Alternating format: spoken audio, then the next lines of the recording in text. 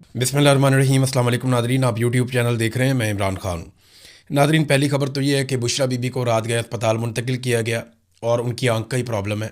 उन्हें अस्पताल ले जाया गया, कुछ देर उनको दाखिल रखा गया और बाद में खबर आई कि उन्हें वापस से शिफ्ट कर दिया गया है अडियाला जेल में। अब ये एक मामूल बना लिया गया है, यानी वो एक खातून है, ना उनकी फैमिली को आगाह किया जाता है, ना उनके वकला को आगाह किया जाता है।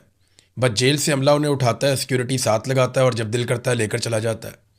अब वो उन्हें अस्पताल में लेकर गए हैं। यहाँ पे इस किस्म की सिचुएशन में रात गए, कोई इमरजेंसी है, क्या सूरत हाल है, इसके बारे में किसी को कुछ पता नहीं है। उनकी फैमिली अलग से परेशान है और पाकिस्तान तहरीक इंसाफ भी इसके ऊपर एहतजाज कर रही है। अब इमरान खान के साथ ये ज़्यादतियों की तो इंतहा है ना। याद है आपको, बिलावल की फुफ्फो को एक दिन रात के वक्त एक जगह से दूसरी जगह शिफ्ट किया गया था और रात का वक्त नहीं था, वो भी शाम का वक्त था। तो बिलावल ने चीख चीख के गला फाड़ दिया था और पूरे पाकिस्तान के अंदर कोहराम मच गया था कि एक खातून को रात के वक्त फैमिली की इजाज़त के बगैर और प्रोटोकॉल्स के बगैर और फलानी चीज़ के बगैर आप कैसे मूव कर सकते हैं। तो यहाँ बुशरा बीबी को उठाया जाता है जनाब, उनको ले जाते हैं अस्पताल में, वहाँ एडमिट करवाते हैं, वहाँ से उनका इलाज करवाते हैं, उनको वापस अडियाला जेल में छोड़ जाते हैं। और ये एक नॉर्मल प्रैक्टिस है, इसको अब कोई ऐसी चीज़ समझा नहीं जाता पाकिस्तान में कोई बड़ा हो रहा है। आसिम मुनीर साहब ने ना पाकिस्तान में बहुत सारी चीज़ें नॉर्मलाइज कर दी जो पहले हमें लगता था कि ये नहीं होंगी। और देखें, आहिस्ता आहिस्ता पाकिस्तान उस तरफ जा रहा है जिस तरफ शुमाली कोरिया जा चुका है। शुमाली कोरिया में किम जोंग उन की हुकूमत है और जिस तरीके से वो वहाँ पे निज़ाम को कंट्रोल करता है, कभी आप स्टडी करें, वैसे मैं उस पर एक वीडियो बनाऊँगा, आपको अंदाज़ा हो जाएगा कि कितनी खौफनाक ज़िंदगी वहाँ के लोग गुजार रहे हैं। तो पाकिस्तान आहिस्ता आहिस्ता शुमाली कोरिया वाली साइड पे या उसी तरह के तर्ज अमल में पाकिस्तान की जो मौजूदा रजीम है वो उस तरफ पाकिस्तान को लेकर जा रहा है। और हम ये होता हुआ अपनी आंखों के सामने देख रहे हैं, जैसे इन्होंने अदालतों को कंट्रोल किया, बाकी सारी चीज़ों को किया। अब जिस पॉलिटिकल पार्टी ने इस लड़ाई को लड़ना था, उनका लीडर जेल में है। इमरान खान तो मुकाबला कर रहा है। मैंने पिछले वीलॉग में भी आपको बताया कि इमरान खान इनसे हार नहीं मानेगा। उसने कहा कि मैं इनसे हार नहीं मानूंगा। उसने कौम से वादा किया था। आज के दिन तक, इस वक्त तक इमरान खान ने अपना वादा पूरा किया और इमरान खान ने आसिम मुनीर से किसी किस्म की कोई शिकस्त तस्लीम नहीं की। और इमरान खान ने कहा था कि मुझे डरा हुआ देखना इनकी हसरत रह जाएगी। ये इमरान खान से इतना डरते हैं कि इमरान खान जेल में है और आसिम मुनीर साहब ने आर्मी चीफ होने के बावजूद एक्सटेंशन ले लिया। ये खौफ नहीं है तो और क्या है। पाकिस्तान तहरीक इंसाफ अगर इमरान खान के नुक्ता नज़र पर चलती तो शायद कोई नतीजा निकल भी आता, लेकिन तहरीक इंसाफ किसी और तरफ चल पड़ी है। जो भी आता है वो इक़्तिदार की भूल भुलैयों में गुम हो जाता है। पहले अली अमीन गंडापुर थे, अब सुहेल आफरीदी हैं और ऐसा दिखाई देता है कि सुहेल आफरीदी ने भी पाकिस्तान तहरीक इंसाफ के कारकुनों में मायूसी फैला दी है। उनकी कबूलियत तो हो गई है, यानी अब वफाकी वज़रा उनकी तारीफ़ करते हैं जो पहले बहुत सख्त उनके ख़िलाफ़ थे। अब दूसरी हुकूमतें भी उनकी तारीफ़ करती हैं जो पहले उनके ख़िलाफ़ थे। अब कोई इस्टेब्लिशमेंट या DG ISPR वगैरह भी उनके ख़िलाफ़ कोई बात नहीं करते। फिर ड्रोन हमलों के हवाले से इमरान खान का जो सख्त मौक़िफ़ था अब वो सुहेल आफरीदी ने तब्दील कर दिया। फिर ऑपरेशन के हवाले से जो सुहेल आफरीदी का एक सख्त मौक़िफ़ था इमरान खान के कहने पर, वो भी लगभग तब्दील हो गया। जो मामलात अफ़गानिस्तान के हवाले से हैं वो भी हम वैसे नहीं देखते। और जो एहतजाज की सियासत है उन्होंने उठाकर खाते डाल दिया कि महमूद खान अचक से ही बताएंगे कि इमरान खान को बाहर निकालने के लिए तहरीक कब चलानी है और इमरान खान साहब जो हुक्म करेंगे वो मैं करूँगा। अब इमरान खान साहब हुक्म कब करेंगे? मुलाकात होगी तो करेंगे। मुलाकात आसिम मुनीर साहब ने बंद की हुई है। तो लोग ये चीज़ें देखते हैं तो लोग मायूस होते हैं, फिर लोग दूर हो जाते हैं। देखिए, मैं एक चीज़ नोट कर रहा हूँ, जिसको भी कबूलियत मिलती है ना उसकी मकबूलियत बढ़ जाती है। यानी ये निज़ाम जिसको भी कबूलियत बख्शता है उसकी मकबूलियत फारग हो जाती है। आप देखें ना, निज़ाम में कबूलियत किसकी? मरीम नवाज़ की। वो पब्लिक में जा नहीं सकती। शहबाज शरीफ की कबूलियत है, पब्लिक में जा नहीं सकता। गंडापुर जो है उसके साथ भी यही हुआ, आहिस्ता आहिस्ता पब्लिक दूर होती गई। अभी मैंने जलसा देखा, इसके मनाजिर जो मानसरा में हुए हैं पाकिस्तान तहरीक इंसाफ के, ये बहुत सारी फ़ोटोज़ पहली मरतबा मैंने देखा। पाकिस्तान तहरीक इंसाफ ने अपने जलसे की कुछ ऐसी वीडियोज़ और तस्वीर जारी की जिसमें जालसाजी की जा रही, यानी ऐसी जालसाजी PMLN या बाकी पॉलिटिकल पार्टीज़ या पीपल्स पार्टी वाले करते हैं क्योंकि उनके पास लोग नहीं आते। जब लोग नहीं आते तो वो ये करते हैं कि वो ख़ास एंगल से तस्वीरें बनाते हैं पब्लिक की। मखसूस एंगल से एक तस्वीर बना ली, 2 बना ली, 4 बना ली। उन तस्वीरों को वो पब्लिक करते हैं और कोशिश करते हैं कि इस तरह दिखाया जाए कि जैसे ये जलसा बहुत बड़ा है। लेंस इस्तेमाल किए जाते हैं। अब मैं मीडिया का आदमी हूँ, 2 मिनट में पकड़ लेता हूँ। तो मैंने जब इसकी तस्वीरें देखी और पाकिस्तान तहरीक इंसाफ के सोशल मीडिया ने तस्वीरें लगाई, मानसेरा में यहाँ पे जो जलसा हुआ उसकी, तो मुझे वहीं आइडिया हो गया कि ये जलसा फारिग है। और ये जिस किस्म की जिन एंगल से तस्वीरें ली गई हैं और जिस तरह के कैमरास को और जिस तरह के एंगल्स को इस्तेमाल किया गया है, यहाँ पे या तो लोग आए ही नहीं या ये किसी गलत टाइम पे ली गई हैं। फिर जब जलसा चल रहा था उस वक्त बैक साइड से एक तस्वीर किसी ने ली और लॉन्ग एंगल से हाइट से किसी ने तस्वीर ली। अब ये तस्वीर बता रही है कि इस वक्त क्या हालत थी जलसे की। यानी ये या तो आप कबूलियत ले लें या मकबूलियत ले लें। तो सुहेल आफरीदी साहब जो हैं वो उन्होंने कबूलियत तो ऐसा लगता है कि उनको मिल गई है, लेकिन इमरान खान के नाम पे ही लोग निकलते हैं। इमरान खान आज कहते हैं जेल में बैठ करके फ़लाँ जगह पे जलसा करना है, लोग वहाँ पे आ जाएंगे। इमरान खान जब भी ऑर्डर करते हैं कि यहाँ पे निकलो जलसा करना है, लोग आ जाते हैं। ऐसा नहीं है कि इमरान खान के नाम पे लोग नहीं आएंगे, लेकिन जो इमरान खान के नज़रिए पे नहीं चल रहा होगा, जैसा कि मुराद सईद ने अब शिकवा किया। मुराद सईद का अगर आप ट्वीट गौर से पढ़ें तो मुराद सईद का सारा शिकवा अपने उन साथियों से है जिनको उसने तैयार किया था, जिन पर उसने एहसानात किए थे। ये पाकिस्तान तहरीक इंसाफ के वो नौजवान हैं जो मुराद सईद की टीम में थे, और आज मुराद सईद इनसे शिकवा कर रहा है कि तुम उस पॉलिसी से पीछे हट गए हो जो हमारे लीडर की है। बहरहाल ये पॉलिटिकल पार्टी का मामला है, चलता रहेगा। मरीम नवाज़ ने एक ऐलान किया, नादरीन ये ऐलान आप सुने, बहुत मज़ेदार है, ये बड़ी इंटरेस्टिंग चीज़ है। नादरीन माजी में एक दौर ऐसा भी था जिस वक्त मरीम नवाज़ साहबा अपने चचा शहबाज शरीफ को फ़ोन करके कहती हैं कि ये हेल्थ कार्ड तो बंद कर दें, इमरान खान के पास इसके अलावा कुछ नहीं है, आप हेल्थ कार्ड बंद कर दें, गरीबों का जो मुफ्त इलाज हो रहा है, जहाँ से दिल करता है वो अपना इलाज करवा लें, अगर आप ये बंद कर देंगे तो इससे फ़ायदा हो जाएगा हमें और इमरान खान को पॉलिटिकली नुकसान होगा, गरीब मरते हैं तो मरे। ये मरीम नवाज़ साहिबा ने अपने चचा को कहा था। लेकिन मज़े की बात देखें कि अब वही मरीम नवाज़ और उसका स्टेटमेंट, मरीम नवाज़ कह रही है कि ऐसी हेल्थ इंश्योरेंस पॉलिसी लाएंगे कि जिसका जहाँ से दिल करे अपना इलाज करवा सकेगा। ये तो इमरान खान की पॉलिसी थी, हेल्थ इंश्योरेंस पॉलिसी तो इमरान खान की पॉलिसी थी कि जिसने जहाँ से इलाज करवाना है जाकर करवा लो। इमरान खान ने तो पूरे पाकिस्तान को ये फैसिलिटी दे दी थी, सिर्फ सिंध की सूबाई हुकूमत नहीं मान रही थी। इमरान खान ने तो हर जगह पे हेल्थ कार्ड चला दिए थे, और ये वो हेल्थ कार्ड है जिसको 4 साल पहले इन्होंने बंद करवाया बेशर्मी और ढिठाई के साथ। आज 4 साल के बाद इन्हें याद आया कि इससे बड़ा प्रोजेक्ट कोई नहीं था। अब ये इमरान खान के उसी प्रोजेक्ट को जो है वो दोबारा से रीओपन कर दे, थूक के चाटने वाली बात हो गई। अब मिसाल तो बड़ी गंदी है लेकिन इन लोगों के ऊपर फिट आती है। ये वही हरकतें कर रहे हैं, बहुत ही घटिया सियासत इस ख़ानदान ने की है हमेशा, और आज भी ये अपनी उसी घटिया रविश के ऊपर कायम है। इसहाक डार ने नादरीन एक स्टेटमेंट दिया, बड़ा इंटरेस्टिंग स्टेटमेंट है। स्टेटमेंट की पहली लाइन आप सुनेंगे ना तो अगर आपको थोड़ी सी भी इंटरनेशनल पॉलिटिक्स की समझ है ना तो आपकी हंसी छूट जाएगी। इसहाक डार ने कहा कि पाकिस्तान ने या हमने फरीकैन को बावर करवाया है कि सऊदी अरब हमारे लिए नो गो एरिया है। फरीकैन को, फरीक कौन कौन है? अमेरिका और ईरान। इसहाक डार क्या पिद्दी और क्या पिद्दी का शोरबा। वो ये कहता है कि मैंने फरीकैन को बताया कि सऊदी अरब हमारे लिए नो गो एरिया है, इधर कोई ना जाए वरना हम लड़ पड़ेंगे।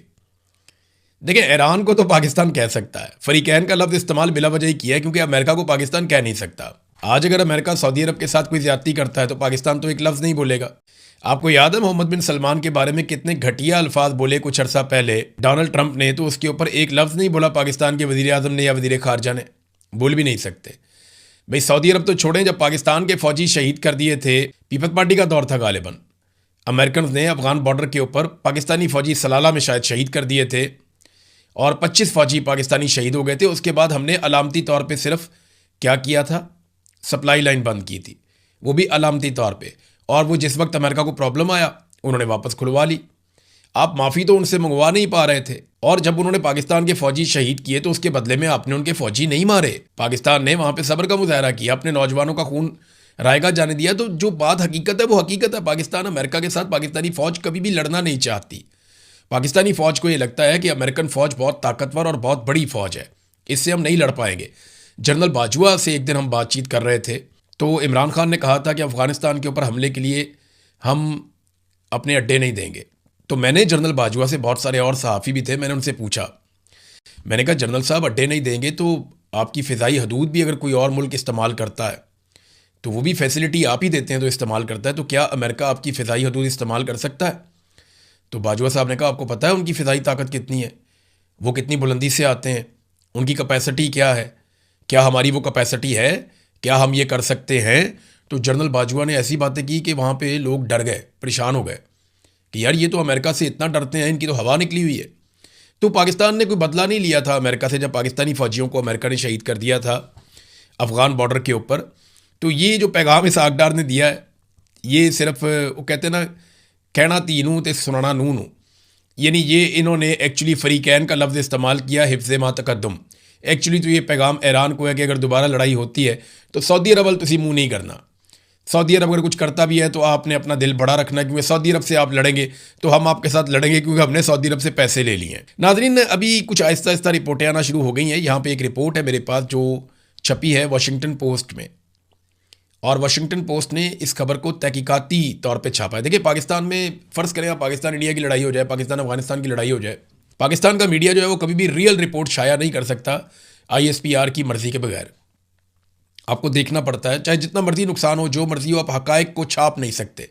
अमेरिका में ये खूबी है कि वहाँ का मीडिया जो है, अगर अमेरिका को मार पड़ी है तो वो भी बताता है, अमेरिका का नुकसान हुआ है तो वो भी बताता है, दूसरे का नुकसान हुआ है तो वो भी बताता है। इसे आज़ाद मीडिया कहते हैं।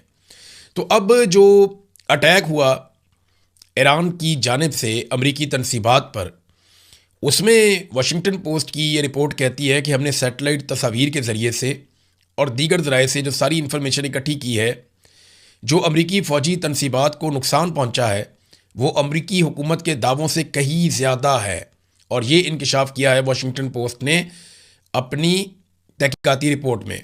अमरीकी अखबार वाशिंगटन पोस्ट की जानिब से जारी करदा सैटेलाइट तस्वीर की तज्ज़ियाती रिपोर्ट के मुताबिक मशरिक़ वस्ता में जंग के आगाज़ से अमरीकी फ़ौजी तनसीबात पर ईरानी फ़िज़ाई हमलों में कम अज़ कम 228 स्ट्रक्चर्स या तनसीबात को तबाह किया गया या उन्हें नुकसान पहुंचाया गया, जिसमें बड़ा कीमती फ़ौजी साजो सामान था। हैंगर्स भी थे, बैरक्स भी थीं, ईंधन के डिपो थे, तैयारे थे, अहम रेडार थे, मवासलाती और फ़िज़ाई दिफाई आलात, ये सारे निशाना बने थे। इन हमलों में नुकसानात अमरीकी हुकूमत के दावों या इससे पहले जो रिपोर्ट किए गए नुकसानात हैं उससे कहीं ज़्यादा है। यानी जो अमेरिका ने कहा नुकसान उतना नहीं हुआ, बल्कि नुकसान उससे कहीं ज़्यादा हुआ है। अमेरिका अपना नुकसान छुपा रहा है, इसीलिए डोनाल्ड ट्रंप शायद दोबारा ईरान के साथ लड़ना भी नहीं चाहते। ईरान ने बहरहाल जो अमेरिका ने तजावीज़ दी हैं उनके जवाब में वापस पाकिस्तान को बता दिया है कि इन तजावीज़ पे ईरान का रद्द-ए-अमल क्या है। ये बाकायदा ईरान की वजारत ख़ारजा के तर्जुमान ने स्टेटमेंट जारी किया और उन्होंने कहा जी कि जो अमेरिका की जानिब से तजावीज़ हमारे तक पहुँची हैं, हमने पाकिस्तान को अपने मौक़िफ़ से उन तजावीज़ के बारे में आगाह कर दिया है। डोनाल्ड ट्रंप का जो दावा ना बहुत अजीबो गरीब है। डोनाल्ड ट्रंप बार बार ये कहते हैं कि हम ईरान से अफसुदा यूरेनियम ले जाएंगे अमेरिका में, और बार बार वो एक ही बात करते हैं कि ये ईरान से यूरेनियम हम उठाएंगे और उठाकर उसे अमेरिका में ले जाएंगे। अब क्या ये हो सकता है? ये एक अभी तक एक बड़ा सवाल यही बना हुआ है। देखिए ना, डोनाल्ड ट्रंप ने बुध के रोज़ फिर कहा कि अमेरिका ईरान से अफसुदा यूरेनियम हासिल करेगा, जबकि दोनों ममालिक के दरमियान जंग के खात्मे के लिए मुआहदे की कोशिशें जारी हैं।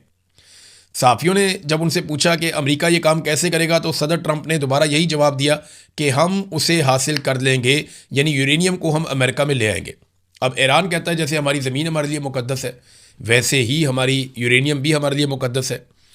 देखिए, मेरे ख्याल में ये डोनाल्ड ट्रंप के लिए एक आइडियल वॉर ट्रॉफ़ी तो हो सकती है कि वो यूरेनियम के साथ एक तस्वीर बनाए और दुनिया को बताए कि देखो मैं ले आया, मैंने दुनिया को बचा लिया, सेवियर ऑफ द वर्ल्ड बन गया, मुझे अमन का नोबेल इनाम भी दे दो, और वो उसकी गुड्डी भी चढ़ जाएगी। लेकिन इसमें ईरान को बहुत नुकसान हो जाएगा, क्योंकि ईरान के अंदर जो मौजूदा रजीम है उसके अंदर जो पब्लिक की सपोर्ट है, पब्लिक में जो उसकी सपोर्ट है, वो इसीलिए है कि वो अमेरिका के साथ और जालिम के साथ लड़ रहे हैं, और वो मजहबी बुनियादों के ऊपर उन्होंने पब्लिक की हमदर्दी ली हुई है। अब उनके लिए भी बहुत मुश्किल है, वो उठा के यूरेनियम अमेरिका के हवाले कर दें। कोई बीच का रास्ता निकल सकता है, हो सकता है कोई और ऐसा फैसला हो जो ईरान के लिए भी आसान हो और अमेरिका के लिए भी कुछ ना कुछ फेस सेविंग मिल जाए, लेकिन अभी तक तो इस सिलसिले में कुछ भी दिखाई नहीं दे रहा।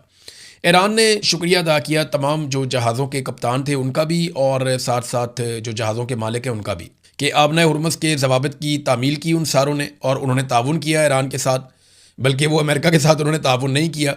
नए प्रोटोकॉल्स के तहत आबना हुर्मुज़ से जो गुजरने वाले तमाम जहाज़ हैं उनको महफूज रास्ता दिया जाएगा, ये ईरान ने ऐलान किया है। इसके अलावा एक और काम भी किया, ईरान ने पर्शियन गल्फ स्ट्रेट अथॉरिटी की वेबसाइट भी लॉन्च कर दी है। बाकायदा पहले अथॉरिटी बनाई कि पैसे कैसे वसूल करने हैं, कहाँ से कैसे जहाज़ जाएंगे, उन्हें कैसे गाइड किया जाएगा। अब उसकी एक वेबसाइट भी ईरान ने लॉन्च कर दी है। अच्छा, इसमें ना एक कालीबाफ ने स्टेटमेंट दिया, जो बात मैंने आपको एक दिन पहले कही थी ना, ये लगभग वही बात है कि डोनाल्ड ट्रंप ने पूरी कोशिश की कि सारी दुनिया के जहाज़ों को लेकर एक ही दफ़ा आपने हुर्मुज़ में से गुजरे, जब 100 के करीब 150 के करीब जहाज़ गुजरेंगे तो ईरानी उन जहाज़ों को बम मारने से डरेंगे। वो ये सोचेंगे कि इन सारे जहाज़ों को अगर हमने बम मारे तो पूरी दुनिया इकट्ठी होकर हमारे ऊपर हमलावर हो जाएगी। ये डोनाल्ड ट्रंप का मंसूबा था, लेकिन ईरान ने कहा जी हम मारेंगे। तो लोगों ने डोनाल्ड ट्रंप पे भरोसा नहीं किया, तो अब काली बाफ ने भी ट्वीट करते हुए कहा, ट्रस्ट मी ब्रदर, मेरे भाई मुझ पे भरोसा करो। ऑपरेशन ट्रस्ट मी ब्रदर की नाकामी के बाद दोबारा शुरू हो गया है ऑपरेशन जालसाजी। यानी अब दोबारा से डोनाल्ड ट्रंप जालसाजी करेगा।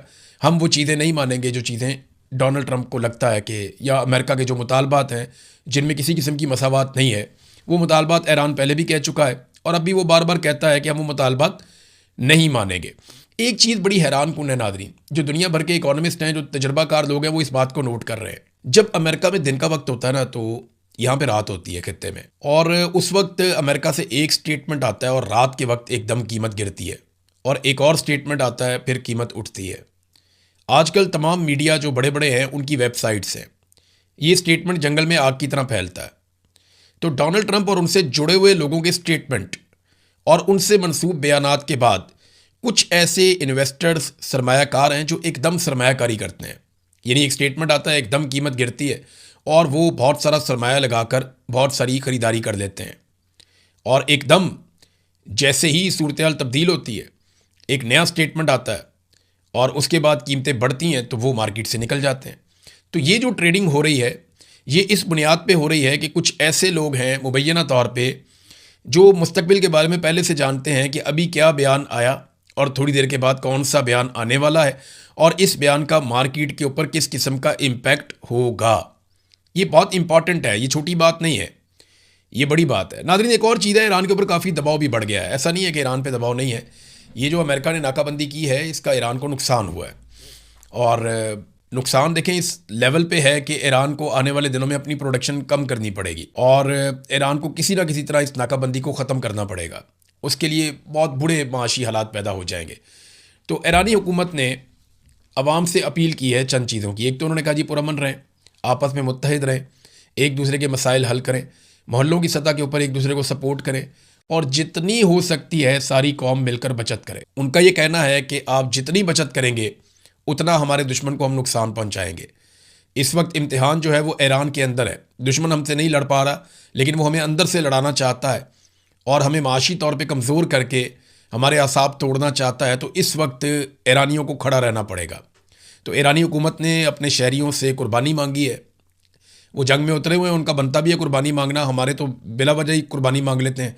एक नया जहाज़ लेना है, मरियम नवाज़ ने कुर्बानी मांग लेते हैं कौम से। शहबाज शरीफ ने कोई नया अपने अयाशी करनी है, वो कौम से कुर्बानी मांग लेते हैं। नई गाड़ियाँ लेनी है, इन्होंने कौम से कुर्बानी मांग लेते हैं। कोई नया कारोबार खड़ा करना है, इन्होंने कौम से कुर्बानी मांग लेते हैं। कोई पाकिस्तान का इदारा बेचना है, इन्होंने तो कौम से कुर्बानी मांग लेते हैं। कोई दुनिया का वर्ल्ड टूर लगाना है इन्होंने अपने मुलाजमों समेत, तो ये कौम से कुर्बानी मांग लेते हैं। तो पाकिस्तान में तो ये ट्रेंड है ना कुर्बानी मांगने का। लेकिन ईरानियों ने, क्योंकि वो जंग लड़ रहे हैं, तो उन्होंने ना सिर्फ कुर्बानी मांगी बल्कि उन्होंने अपने ओवरसीज़ जो उनके ईरानी हैं उनसे कहा कि आप बयानिया की लड़ाई के अंदर जितना ज़्यादा हो सके बैनुल-अक़वामी इदारों में हर जगह पे जहाँ जहाँ पे आप हैं आप इन्फ्लुएंस करें और ईरान के हक़ में बात करें। अब तक के लिए इतना ही। अपना ख्याल रखिएगा, अपने इस चैनल का भी। अल्लाह हाफ़िज़।